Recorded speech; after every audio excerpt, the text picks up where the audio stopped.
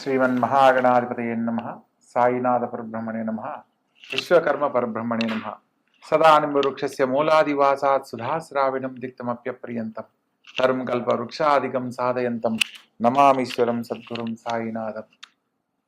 ముఖ్యంగా మనము ప్రస్తుత కాలంలో వివాహ జీవితానికి సంబంధించి జ్యోతిష్ శాస్త్ర రీత్యా ఒక్కొక్క రాశి వారు కొన్ని సందర్భాలలో అనుకోని కళ్యాణ సమస్యలను ఎదుర్కొంటూ ఉన్నారు. కొందరి జీవితాలలో కళ్యాణం కాలేదని ఒక సమస్య అయితే, కొందరి జీవితాలలో కళ్యాణం అయిన తర్వాత సమస్యలతో ఇబ్బంది పడుతున్న వారిని మనం చాలా మందిని గమనించాం. అటువంటి సందర్భంలో అసలు ఈ వివాహ జీవితానికి సంబంధించిన సమస్యలు ఏ ఏ గ్రహాల కారణంగా ఎదుర్కోవడం జరుగుతుంది, మనము కళ్యాణానికి సంబంధించి పిల్లలకు సంబంధించి భవిష్యత్తులో వివాహ జీవితానికి సంబంధించిన సమస్యలు రాకుండా ఉండడానికి ఏదైనా పరిహారం ముందుగా చేసుకునే అవకాశం ఉందా లేదా అన్న విషయాన్ని కూడా మనం తెలుసుకోవచ్చా, తెలుసుకునే అవకాశం ఉందా లేదా అనేది కూడా మనం ఇప్పుడు వివరంగా తెలుసుకుందాం. ప్రతి ఒక్క రాసుల వారికి వివాహం అంటేనే మానవ జీవితంలో తల్లిదండ్రుల దగ్గర వారి యొక్క పిల్లలు 25 సంవత్సరాలు ఎంతో గారాభంగా ఒక సెక్యూరిటీగా పిల్లలను పెంచడం జరుగుతుంది. తరువాత ఆడపిల్లలను ఒక జీవిత భాగస్వామికి అప్పగించేటప్పుడు అనేక రకాలుగా వారి యొక్క భవిష్యత్తుకు సంబంధించి పరిశీలించి జాతక పరిశీలన చేసి వివాహం చేయడం జరుగుతుంది. అయినప్పటికీ కొన్ని వివాహం అయిన తర్వాత సమస్యలతో ఇబ్బంది పడుతున్న వారిని మనం చాలా మందిని గమనిస్తూ ఉంటాం. అటువంటి సందర్భంలో వివాహానికి సంబంధించిన సమస్యలు ఎదుర్కోకుండా ఉండాలి అంటే కళ్యాణానికి ముందు ఏ ఏ గ్రహాలకు ఏ ఏ రాసులు వాళ్ళు ఎటువంటి పరిహారాలు ఆచరిస్తే వివాహ జీవితంలో సమస్యలు లేని జీవితాన్ని పొందుతారు అన్న అంశాన్ని మనం వివరంగా తెలుసుకునే ప్రయత్నం చేద్దాం. ప్రత్యేకంగా మానవ జీవితంలో విద్య, ఉద్యోగం, తరువాత కళ్యాణం. ప్రతి తల్లిదండ్రులు మంచి విద్యను అందిస్తారు. ఒక మంచి ఉద్యోగాన్ని కల్పించడానికి విద్య ద్వారా మనకు అన్ని రకాల సదుపాయాలు, అవకాశాలు కల్పిస్తారు. విద్యా ఉద్యోగంతో పాటు వివాహం అయిన తర్వాత వారికంటూ ఒక కుటుంబం, జీవితం ఏర్పడుతుంది. కాబట్టి ఆ వివాహ జీవితానికి సంబంధించి ఎటువంటి జాగ్రత్తలు తీసుకోవాలి, కళ్యాణానికి సంబంధించిన విషయాలలో మనం ఏ ఏ పరిశీలనలో సమస్యలు లేని జీవితాన్ని పొందుతారు అన్న అంశాన్ని తెలుసుకునే ప్రయత్నం చేద్దాం. ప్రత్యేకంగా ప్రతి ఒక్క కళ్యాణానికి సంబంధించి ప్రతి ఒక్కరి జీవితంలో వివాహానికి సంబంధించి వధూవర పొందనలు పరిశీలించేటప్పుడు వధూవర గణనమేళ చక్రం అని ఒకదాన్ని పరిశీలించి దాంట్లో అష్టకూట వర్గం అంటారు. 8 రకాల పాయింట్లలో అంటే నాడీ కూటము, భగుట కూటము, రాశి కూటము, నక్షత్ర కూటము, వశ్య కూటము, ఇట్లా 8 రకాలను పరిశీలించి 36 పాయింట్లకు 18 పాయింట్లు వస్తే కళ్యాణానికి అనుకూలమని, 18 పాయింట్ల కంటే తక్కువ వస్తే కళ్యాణానికి అనుకూలం కాదని, కళ్యాణము 18 పాయింట్ల కంటే ఎక్కువ వస్తే చాలా ఉత్తమోత్తమైనదిగా భావిస్తూ ఉంటారు. కానీ జ్యోతిష్ శాస్త్రం ప్రకారము ప్రతి ఒక్కరి జీవితంలో వివాహానికి సంబంధించి వీరికి వివాహం చేయవచ్చు అని తెలుసుకోవడానికి ఒక సాధారణ పట్టిక మాత్రమే. ప్రత్యేకంగా సప్తమ స్థానాన్ని, కలత్ర స్థానాధిపతి ఉన్న స్థానాన్ని బట్టి మాత్రమే వివాహ జీవితంలో వారు ఎటువంటి స్థితిగతులు పొందగలరో వివరంగా తెలుసుకోవడానికి అవకాశం ఉంటుంది అనేది జ్యోతిష్ శాస్త్రం పరిజ్ఞానం ఉన్న మాలాంటి వారు మాత్రమే దీని గురించి పరిశీలనలో వివరంగా తెలియజేయడానికి అవకాశం ఉంటుంది.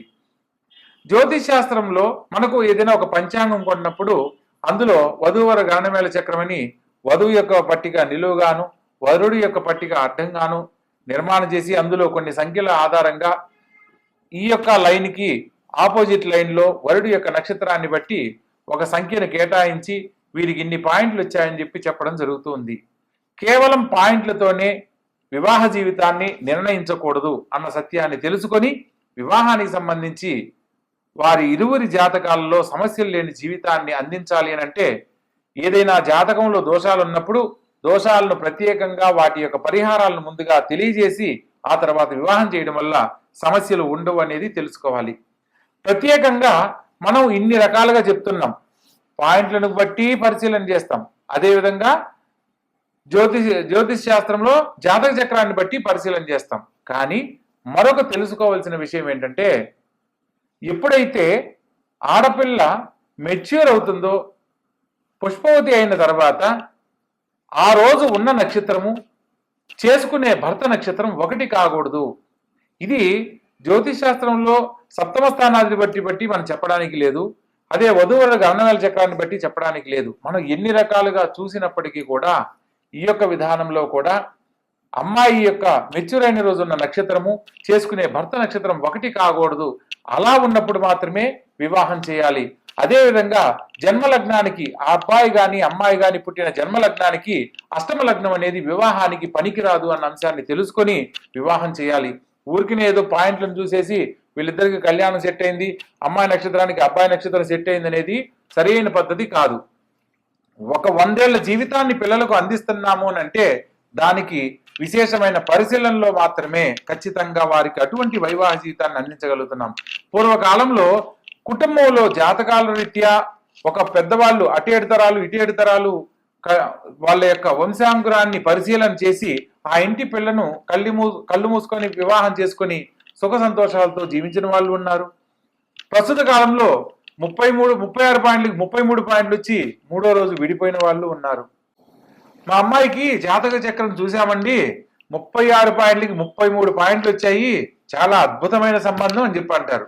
కానీ కరెక్ట్గా ఒక నెల గడిచేసరికి ఏమిటోనండి మంచి సంబంధం అని చెప్పి చేశాము, అబ్బాయి మంచివాడు కాదు, అబ్బాయి వాళ్ళ కుటుంబం మంచిది కాదు, అబ్బాయి వాళ్ళ తల్లిదండ్రులు మంచిది కాదు అని వెంటనే ఇలా మాట్లాడుతూ ఉంటారు.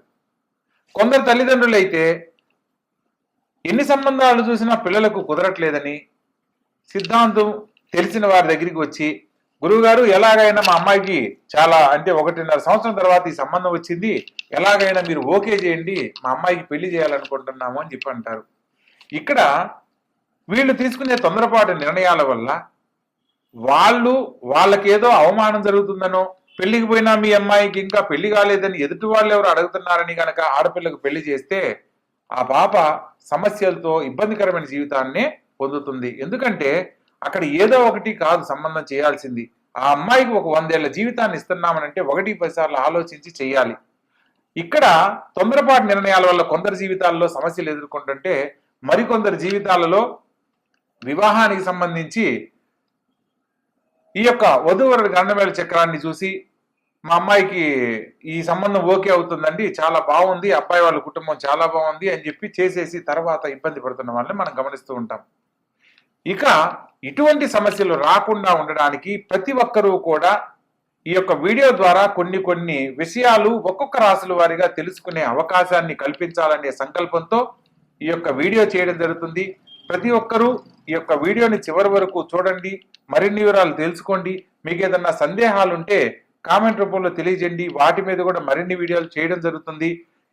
ప్రతి ఒక్కరి జీవితంలో ఆనందకరమైన జీవితాన్ని వివాహ జీవితం ద్వారా అందించాలనే మా యొక్క ఈ ప్రయత్నంలో చూసిన ప్రతి ఒక్కరూ కూడా దీన్ని తెలుసుకొని మరికొందరికి తెలియజేసే ప్రయత్నం చేయండి. ఇక ఒక్కొక్క రాశుల వారిగా మనం వివరంగా తెలుసుకుందాం. వృషభ రాశి. ఈ యొక్క వృషభ రాశి జాతకులకు వివాహ జీవితంలో చక్కని జీవితాన్ని అందించే ముందు వివాహ పొంతలను ఏ విధంగా పరిశీలించాలన్న అంశాన్ని తెలుసుకుందాం. ఈ యొక్క వృషభ రాశి వారికి ప్రత్యేకంగా ఇంద్రియ సౌఖ్యము, ఆకర్షణ, అందానికి ఎక్కువగా ప్రాధాన్యత ఇస్తారు. ఎందుకంటే వృషభ రాశికి అధిపతి శుక్రుడు. ఈ యొక్క శుక్రుడు అధిపతిగా ఉన్న రాశుల వారికి అందానికి ఎక్కువగా ప్రిఫరెన్స్ ఇస్తారు. ఎక్కువగా ప్రతి ఒక్కరూ ఈ యొక్క రాశి వారికి ఆకర్షితులు అవ్వడానికి ప్రధానమైన కారణం శ్రీకృష్ణ పరమాత్ముని యొక్క జన్మ నక్షత్రం రోహిణి నక్షత్రం. శ్రీకృష్ణుని యొక్క జీవిత చరిత్రలో ఎంతో మంది ఆ స్వామి వారికి గోపికలుగా ఉన్న సంగతి మనందరికీ తెలిసిన విషయమే.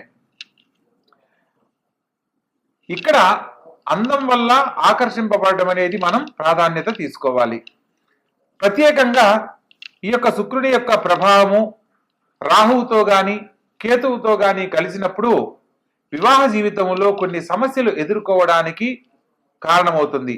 ఈ యొక్క వృషభ రాశికి 7వ స్థానం కలత్ర స్థానాధిపతి కుజుడవుతాడు. సప్తమ స్థానం వచ్చేసి వృశ్చిక రాశి అవుతుంది. ఈ యొక్క వృశ్చిక రాశిలో ఉన్న గ్రహాలను బట్టి జీవిత భాగస్వామి ఎటువంటి స్వభావం కలిగి ఉంటాడు అన్న అంశాన్ని మనం వివరంగా తెలుసుకోవచ్చు. అందులో భాగంగా వివాహ జీవితానికి సంబంధించి ఏదైనా సమస్యలు ఎదురవుతున్నాయి అని అంటే ఏ కారణం చేత ఎదురవుతాయి అంటే ప్రత్యేకంగా శుక్రుడితో పాటు చంద్రుడు కలిసిన, శుక్రుడితో పాటు కుజుడు కలిసిన, లేదా శుక్రమహర దశలో రాహు యొక్క అంతర్దశ లేదా కేతు యొక్క అంతర్దశల్లో సమస్యలు తలెత్తడానికి అవకాశం ఉంటుంది.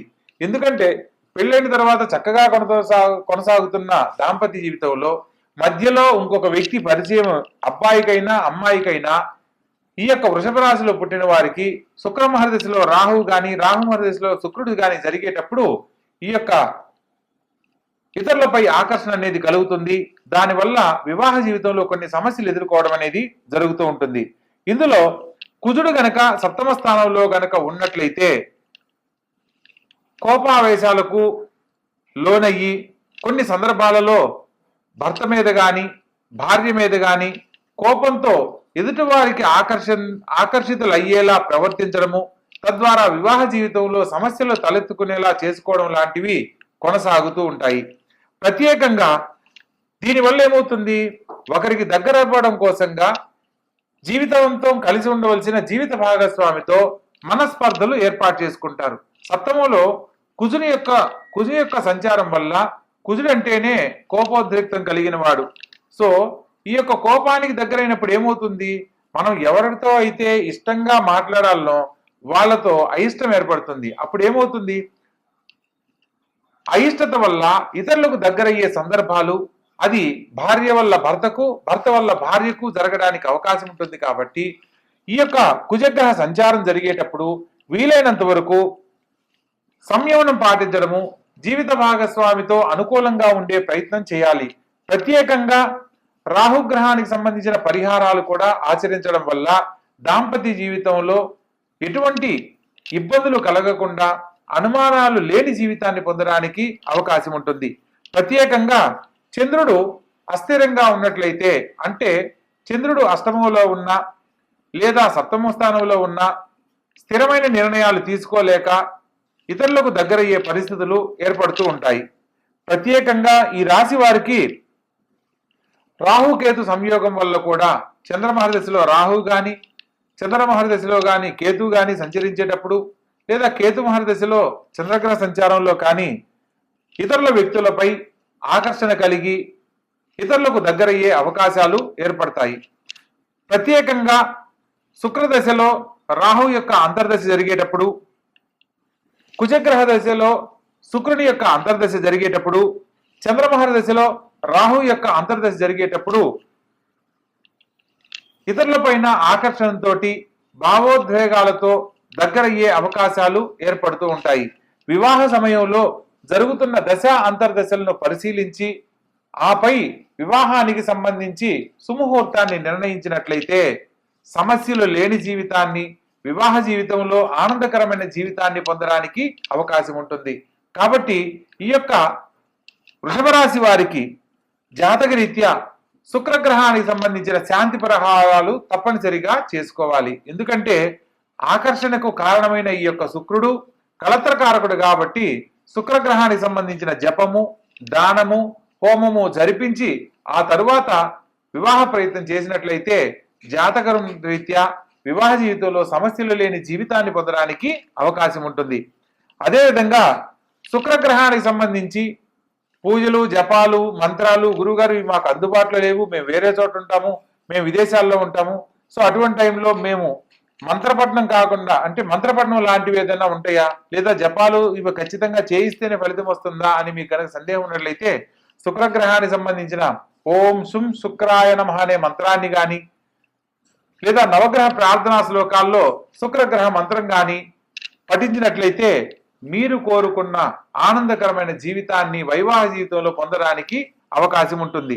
ప్రత్యేకంగా భార్యాభర్తలు మాట్లాడుకునే సందర్భంలో, ఏ సందర్భంలో అయినా సరే ఒకరి మీద ఒకరికి కోపం కలిగే సందర్భంలో రెండో వాళ్ళు సంయమనం పాటించినట్లయితే, అంటే భార్య మాట్లాడేటప్పుడు భార్య కోపంగా ఉన్నప్పుడు భర్త సంయమనం పాటించాలి, భర్త కోపంగా ఉన్నప్పుడు భార్య కొంత సంయమనం పాటించాలి. అలా గనక ఉన్నట్లయితే శుక్రగ్రహ శాంతి జరిగి ఆ కుటుంబంలో అన్యోన్య దాంపత్యంతో వాళ్ళు జీవితకాలం ఆనందంగా కొనసాగడానికి అవకాశం ఉంటుంది. కాబట్టి ఈ యొక్క గ్రహానికి సంబంధించిన దశలు అంతర్దశలు జరిగే సందర్భాన్ని బట్టి కూడా వివాహ జీవితంలో సమస్యలు వచ్చేదానికి అవకాశం ఉంది. కాబట్టి ఆయా పరిశీలనలో మంచి జీవితాన్ని ఈ యొక్క వృషభ రాశి వారికి అందించే ప్రయత్నం చేయండి. ఆనందకరమైన జీవితాన్ని వివాహ జీవితంలో అందించండి.